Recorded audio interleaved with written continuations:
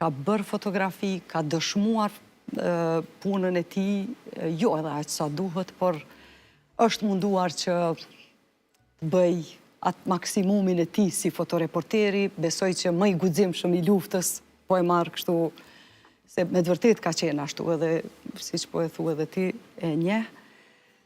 Edhe ka bërë një dokumentim të atashëm të luftës në Kosovë, dokumentim nga i cili edhe janë informuar qarqet jashtë Kosovës, si Washingtoni atëherë, do të thotë bashkë në kohën 97, 98, 99, aty ku filluan edhe masakrat, dhe thjesht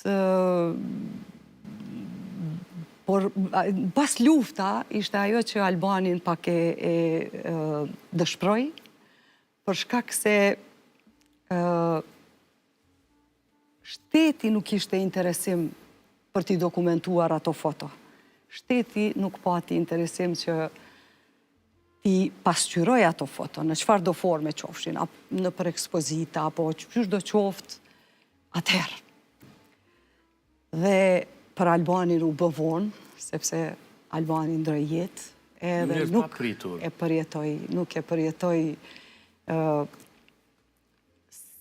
shpërblimin, nuk e përjetoi mirënjohjen, se ishte edhe shumë krenar, edhe nuk donte të merrte mirënjohje të cilat thoshte nuk e marrun mirënjohjen veteran i luftës, se s'jam unë veteran i luftës, unë jam fotoreporter i luftës, edhe nuk e murr.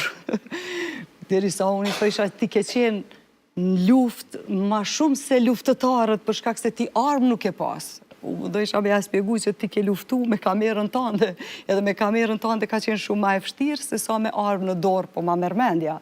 Dhe efekti ka qenë i amplifikuar shumë më i madh. Tani, kur misafirët si ti, për shembull, flasin për njerëz që kanë ndru jetë, e kam shumë të vështirë të bëj pyetje, po duke parë mënyrën se si ti ke përjetu, ose si e përshkrove humbjen e motrës, po ashtu edhe të Albanit, duhet të pyes, atë ka ndryshu ty mënyra si e sheh jetën pas këtyre humbjeve, dhe sidomos edhe pas humbjeve? Lakaresha, të rënda, absolutisht, sepse ta humbësh një njeri me të cilin ke jetuar për 30 vite, por edhe motrën e cila ndroi jetë në moshën 30 vjeçare, me të vërtetë është shumë e rëndë. Por edhe fëmijëve u kam thënë që duhet bëhemi shembulli i gjyshit e gjyshës. Ta kujtojmë babin, sepse ai me të vërtet Albanit ju bë një ceremoni mortore jashtëzakonshme. Një ceremoni mortore ku të gjitha qarqet politike apo e gjithë vendi e ngushëlloi familjen, do të thotë ngushëlloi për humbjen e Albanit, duke marrë edhe dekorata të cilat ai nuk i ka përjetu, po ne si familje, po ndihemi jashtëzakonisht krenar, po saqërisht fëmijët, të cilët ai asnjë moment nuk ka dashur t'i ngarkoj me përjetimet e tij gjatë luftës. I ka kursyer shumë, ju ka shfaqur vetëm dashuri atyre, edhe mua natyrisht, edhe gjithmonë do t'jemi shumë krenar për te, edhe do t'a duam gjithmonë, sepse ai ka qenë pjesë e shpirtit tonë, si copë e shpirtit, i cili ende po jeton me ne, edhe ende po flet me ne, e po na jep kurajo për të vazhduar tutje. Sigurisht ke një arkiv shumë të madh, me shumë fotografi, dhe për ta relaksuar pak, jam i bindur se diku jam edhe unë aty. Me 10 fotografi, ne bënim humor me fotografët si Albani dhe tjerët, gazetave, medjave tjera, thonim ju na fotografoni kur nuk na jep një fotografi. Po e di që diku në shumë fotografi jemi nga tereni. Faleminderit që e kujtove.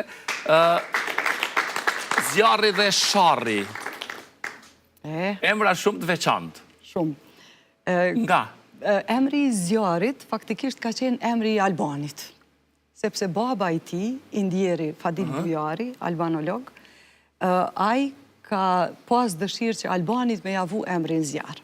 Okej. Por kanë ndryshuar rrethanat dhe Albanit ju është vu emri Alban, dhe këtë emre ka rujt për nëse bëhet djalë, sepse ne nuk dinim a do t'jetë vajzë apo djalë, por kur më patë tregu, tha jeta e kom një emën, kështu shumë të veçantë, besoj që edhe ty të pëlqen, se unë gjithçysh jam shumë i vendosur, se ajo ka qenë kështu shumë i prim. Fjallë pak, po. Tha po, thash, çfarë emri? Se thash, a din pakës kjo që është puna e emrit. Tha, zjarë. Më pëlqej edhe mu. Fire. Po, se zjarri lindi mas luftës, do me thanë vitin 2000.